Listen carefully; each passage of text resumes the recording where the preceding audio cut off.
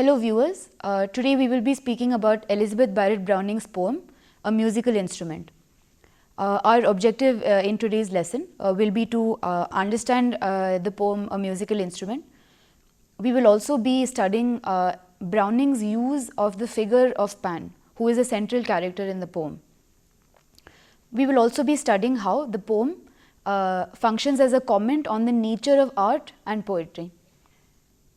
So let's move on to a brief introduction to the poem A Musical Instrument. E.B. Browning's A Musical Instrument is about the very painful process of creating art and poetry. The central character in this poem is Pan, who is the Greek god of flocks and pastures. A Musical Instrument narrates the story of how Pan brutally destroys a reed and fashions a musical instrument out of it. At the start of the poem, there is a very tranquil scenic setting that is described, which is then destroyed and completely put into chaos by Pan when he destroys the lilies that are floating on the surface of the water, and then cruelly plucks out a reed from the river, cuts it short and makes holes in it and fashions himself a musical instrument from this reed. Pan then uses this instrument to play music, and the music that comes out of the reed is very beautiful, and it revives the setting that was destroyed at the start of the poem. The poem, however, ends by reflecting on how the reed has transformed or changed permanently. The reed, which has now become a musical instrument, can never again be a reed again and can never grow as a reed again. This very painful and cruel process of the reed's transformation into a musical instrument is compared by Browning to the process by which man himself becomes a poet.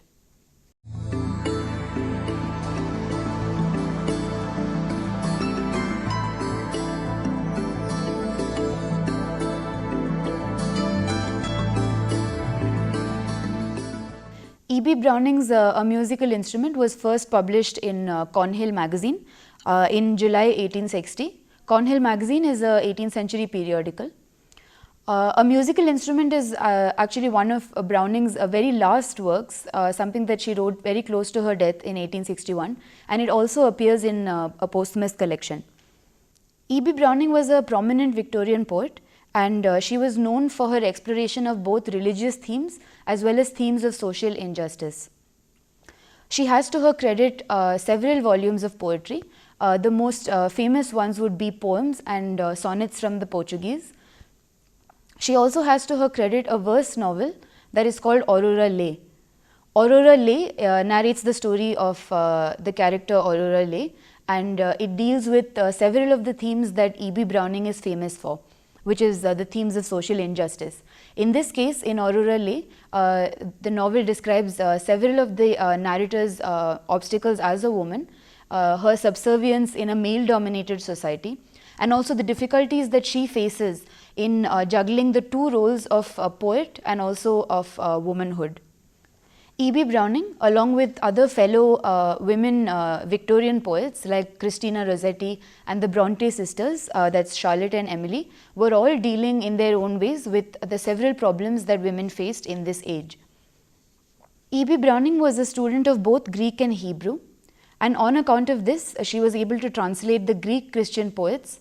She was also able to read the Old Testament in the Hebrew.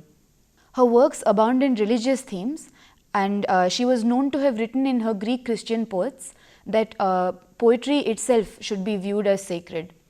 She believed that as in the age of the Greeks, poetry should have a very intimate relationship with God. E.B. Browning's treatment of religion, however, was also very personal and mystical. This is evidenced by her use of the figure of Pan in her poems.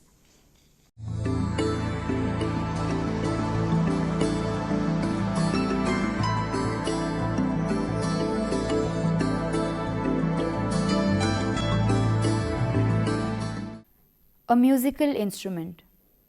What was he doing, the great god Pan, down in the reeds by the river? Spreading ruin and scattering ban, splashing and paddling with hooves of a goat, and breaking the golden lilies afloat, with the dragonfly on the river. He tore out a reed, the great god Pan, from the deep cool bed of the river. The limpid water turbidly ran, and the broken lilies a dying lay, and the dragonfly had fled away, ere he brought it out of the river. High on the shore sat the great god Pan, while turbidly flowed the river, and hacked and hewed as a great god can, with his hard bleak steel at the patient reed, till there was not a sign of the leaf indeed, to prove it fresh from the river. He cut it short, did the great god Pan. How tall it stood in the river! Then drew the pith, like the heart of a man, steadily from the outside ring, and notched the poor dry empty thing in holes as he sat by the river. This is the way, laughed the great god Pan, laughed while he sat by the river. The only way, since gods began, to make sweet music they could succeed. Then, dropping his mouth to a hole in the reed, he blew in power by the river. Sweet, sweet, sweet, O Pan, piercing sweet by the river, blinding sweet, O great god Pan. The sun on the hill forgot to die, and the lilies revived, and the dragonfly came back to dream on the river. Yet half a beast is the great god Pan, to laugh as he sits by the river, making a poet out of man. The true gods sigh for the cost and pain, for the reed which grows never more again, as a reed with the reeds in the river. E.B. Browning's A Musical Instrument features Pan, who is the Greek deity of flocks and shepherds. He is thus associated with images of fertility. He is associated with the season of spring. Pan was a very popular figure in Arcadia in Greece, and he features in several Greek poetry. The earliest reference to Pan was in the poetry of the Greek poet Pindar. Pan was represented as a satyr. A satyr is the Greek term for a creature who is a hybrid between man and goat. So Pan was therefore from waist down, he had the body of a goat. So he had the legs of a goat and the body of a goat waist down, but he had the head, arms and torso of a human male. Since he was a rustic god, that is a god of flocks and shepherds, he was very often represented in natural and scenic settings. So quite often Pan is seen to be represented amongst hills and valleys or rivers and mountains. Legends surrounding Pan have very often been a subject of literature and poetry, and he is known for his brutal cunning and for his unrestrained sexual desires. So his very uncontrollable nature and his wickedness set him apart from the other Greek gods, and it also earned their hatred. So legends about him generally speak of how Pan was not considered to be one of the true gods because the other gods hated him for his animal-like or beast-like nature.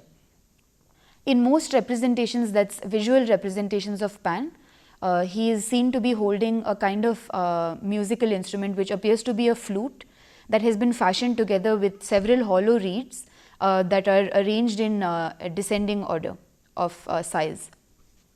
Pan's instrument, this musical instrument that he is very often pictured with, comes from a very famous Greek legend about Pan's conquest of a water nymph named Syrinx.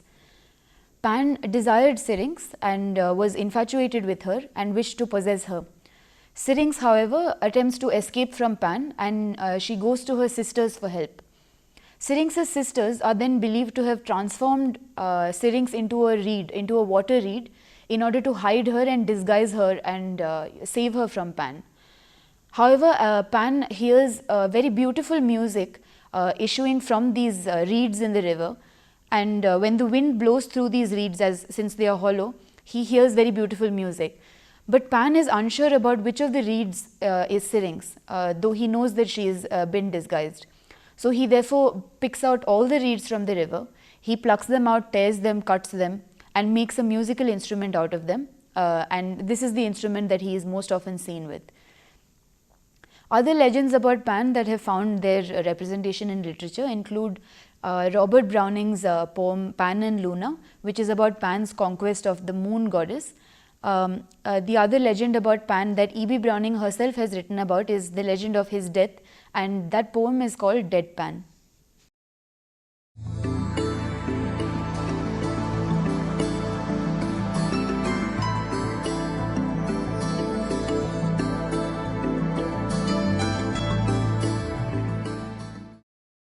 In her A Musical Instrument, E.B. Browning describes, towards the end of the poem, she describes Pan as being half beast. Now, even though it's only at the end that Browning refers to Pan as half a beast, the poem itself demonstrates to the reader in a certain way the many ways in which Pan is only half a god, because he is a union of both beast and man. The half of Pan, which is beast for instance, causes a great deal of chaos and destruction. So, the destruction that is described in the poem and the violence of this desecration, which is contained in words like tore out, fled, hacked and hewed, or dying. This destruction is attributed to Pan's beast side. The half of him that is beast causes destruction. However, the other half of him, which is a god, enjoys a limited use of power.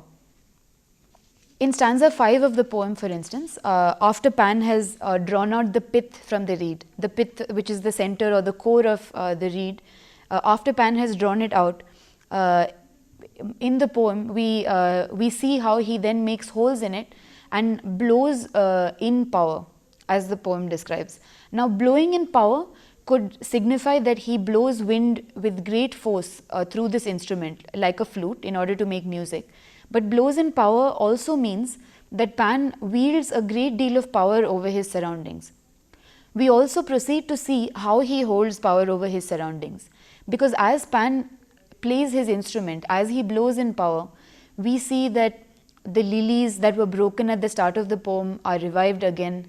The dragonfly which fled comes back to the river to dream. The sun itself forgets to die because it is so enraptured by Pan's music. And therefore, we see that he has the power to both destroy and he also has the power to revive. However, the power that he has to restore his surroundings rests on his music. It is the music that he plays through his instrument which holds the power over the surroundings, and therefore this power is very limited. Because as the poem describes, and it describes this paradoxically, Pan's music has a piercing sweet or blinding sweet quality. Now, these are very opposing terms that have been put together here. Something cannot be sweet and also piercing and also blinding at the same time. But in Pan's case, since he is half a man and half a beast, the music that he plays is also a combination of similarly dissimilar elements. Therefore, there is pain and also a piercing kind of quality to the music that he plays, and therefore its power is also limited since he is not completely a god. In addition, another way in which we get a clue in the poem that Pan's half-god nature is emphasized is when in the poem you see that Pan laughs as he draws the pith from the reed. Now, true gods, as the poem tells you, would sigh at this juncture, they would not laugh. Pan is seen to be half a beast or only half a god or not a true god because he finds mirth or he finds joy in this violent act or in this destruction of the reed. However, a god that were true, as the poem speaks of, would sigh, would acknowledge the cost or the violence that has been caused in order to make such beautiful music. In addition, Pan is only a half god because though he has the power to revive the several things he has himself destroyed in the surroundings, he does not have the power to restore the reed. The reed's transformation is permanent. Pan has no power over making the instrument back into a reed again. Once he has enacted violence upon it, this violence is irreparable. Both the figure of Pan as well as the poem itself can be seen to together reflect each other's sense of hybridity. By hybridity, I mean a coming together of elements that are very dissimilar or elements that are not usually associated with each other. So, like Pan is half a man and half a goat, similarly also the poem itself brings together two very dissimilar elements, which is pain or the pain of memory and experience, and very sweet music or very sweet poetry that results from this pain. And so these both are very paradoxical elements. Other examples of paradoxical elements in the poem would include in stanza 2, when the limpid water turbidly ran. Now this is very unusual because limpid water, which would mean water that is very lacking in force and that is very light, if it were to turbidly run, means it would run with a great deal of force. In another sense, we can also look at the hard, bleak steel which cuts at the patient reed in the next stanza as also a bringing together of contradictory elements. Because here hard, bleak steel, bleak actually signifies a sense of unkindness or lacking in emotion, and therefore it is contrasted here. Of course, the bleak steel is being used as or being used to describe Pan in another way, because the steel is being used by Pan on the reed. The reed, however, is described as patient. So it's a very unusual way to describe that the reed on whom violence is being carried out is also very patient.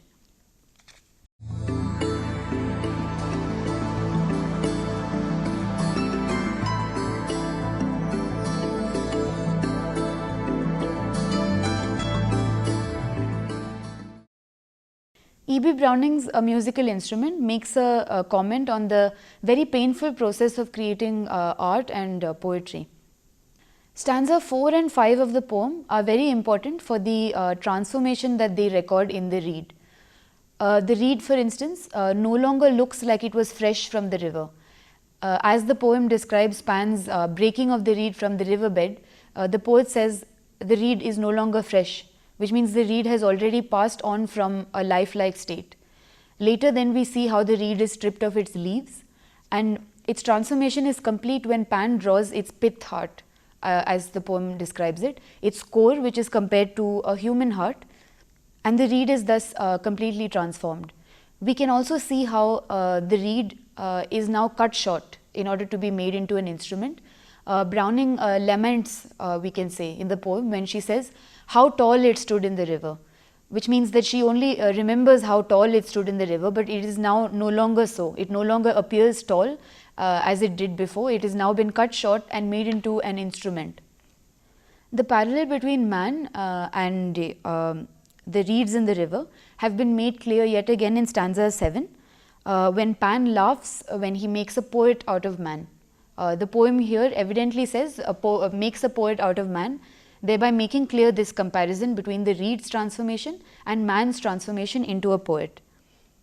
Pan, however, in the poem exclaims that this transformation of or this violence that is required in the transformation of a man into a poet is something that is inevitable.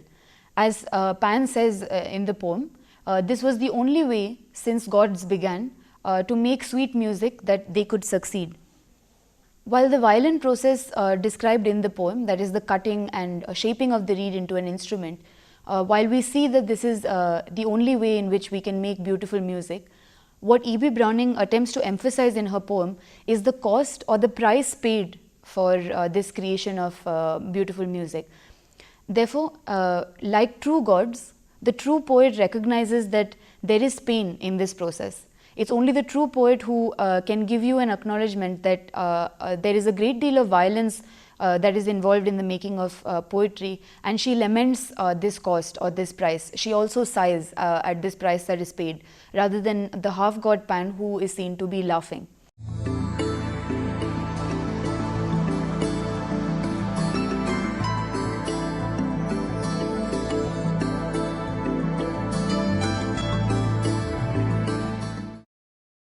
A musical instrument can also be read as a comment on the role of the poet and the role of poetry itself. How the poem conveys this idea is through the themes of pain and memory and experience, and it is through these ideas that the poem demonstrates to the reader what kind of role the poet has and poetry may also have. As we spoke of earlier, Pan's music is painfully sweet because he is half a god. However, music that issues from the instrument can also be painfully sweet for another reason. Now we have to remember that the music here is being generated through this instrument which has just been fashioned by Pan.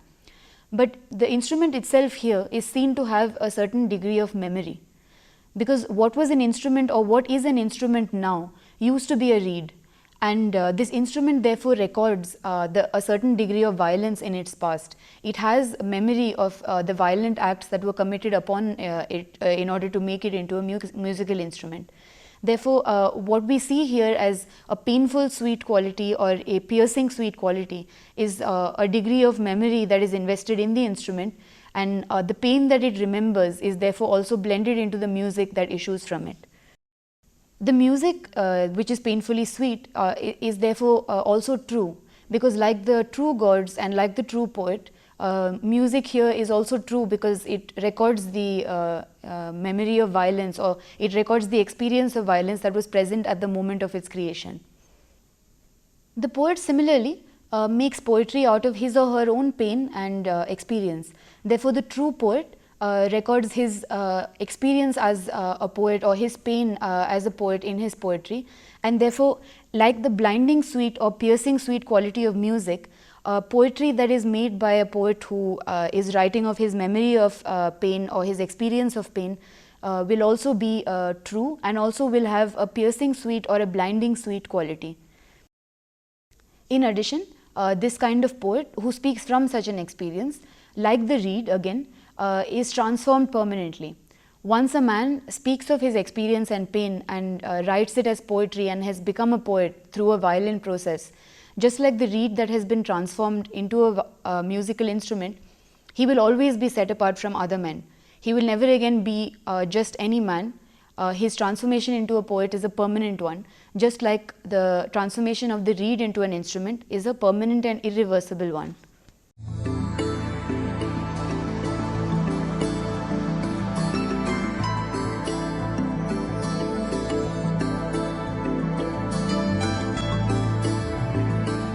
Various aspects of nature and non-human elements in a musical instrument have been invested with human qualities and emotions. Now, this process of investing human qualities and emotions and attributing them to animals, non-human objects, aspects of nature or non-living objects is referred to as personification or anthropomorphism, and this is a very common literary device.